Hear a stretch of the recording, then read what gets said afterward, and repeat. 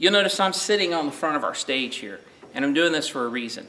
The worst possible thing that you could do when you sit down to play guitar is sit with your back in a chair, because you lean back and then it puts your body in the totally wrong position because you have to get your arm up over the top of that instrument. It not only looks ridiculous, it really doesn't work real well. So, in order to hold your instrument, you want to start by sliding your body forward, making sure your rear end is still on the seat, but not necessarily the back of your thighs. Hopefully that's a detailed enough description, because man, I don't want to put a video of that on YouTube. Whew. Anyway, moving right along. You're going to take your instrument and you're going to place it just like this, all the way up against your belly, which for some of us is further away from our spine than others. But this is where you want to place it, as close as you can get it to your body. Now, what you're going to do is you're going to take your right arm, and right where that bend is in your elbow, you're going to set that right over the instrument. You're going to find a comfortable place for it, and the bend in your elbow is going to rest right here, and it's going to hold this instrument.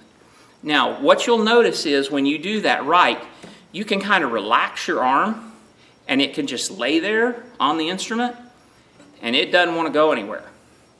You can yank on it. Obviously, I could take it from you if I wanted to, but I'd have to work at it because the weight of your arm is what's holding the instrument in place. You don't hold the guitar with your left hand. You play a guitar with your left hand. So all the holding comes from right here. So the way you check it is get it all snuggled up into place, and once you've got that relaxed position, have somebody just pull on the neck a little bit, push on the neck. It should be able to move around, but you shouldn't have to just jump out and catch it. So that's how you know you've got it in the right place. Now that we've talked about your body posture, let's talk about your hand posture. There are two different ways that we commonly see people hold a pick. One is what's called an open position, one is called a closed position. An open position looks something like this. You'll see people, they will have their pick out on their fingertip, something like this, and you'll see their fingers way out here. And then when they go to strum, they're waving all over the place. Okay, this is bad for several reasons.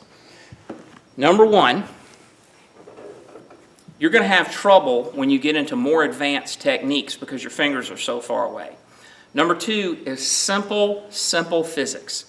I want you to think about watching ice skating. Of course, none of us guys ever watch ice skating unless our wives or our moms are watching it, but in those instances when we have violently been forced to watch ice skating, we have seen this happen.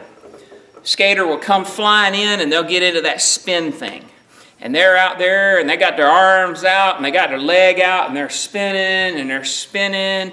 And then what they do is they start to tuck in, and when they do, they start spinning faster. What sped them up? Well, this changes the way your body moves in motion because you're all spread out. And once you draw in, you spin faster. Same thing's true if you're trying to do a flip. Trying to do a flip with your body fully extended, you move slowly. Tuck it in, you'll roll right over. Back to the picking hand. You're going to be swiping this bad boy up and down. So you got your fingers way out here. It's all this extra weight. It's a leverage principle. If you pull the fingers in and play closed, it requires less effort on the part of your wrist and on the part of your arm. It'll be better for you in the long run.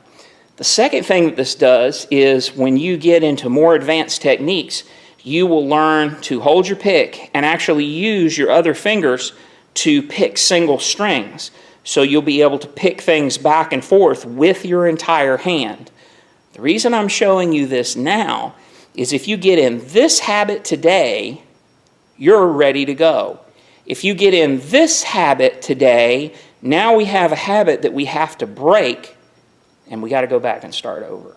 So this is where you want your pick to be, right here in your hand, just like when you were a kid. Well, some of you aren't old enough to have done this, but those of us that were old remember drawing a little face puppet. Yeah, draw your little face puppet. That's what your pick looks like. That's how you hold it. It should be fairly relaxed. The way that you know that you've got it too tight is you'll feel the pick curling. See that? I'm grabbing it too tight. You should be able to pull on it a little bit and have it move. If you death grip it, that's a bad thing because we hear that. It sounds horrible. Okay, so this is how you hold the pick. Natural curve to your hand. The inside of your hand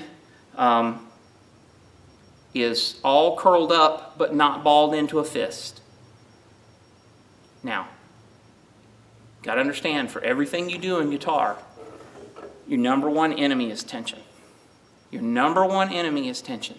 So if you're getting tense in that right hand, your playing's going to go horribly wrong. You're going to have trouble keeping your time. Your body's going to hurt. You need to learn to relax and let that hand move. Don't death grip a pick. All right, so now that we've got our right hand figured out, let's talk about our left hand.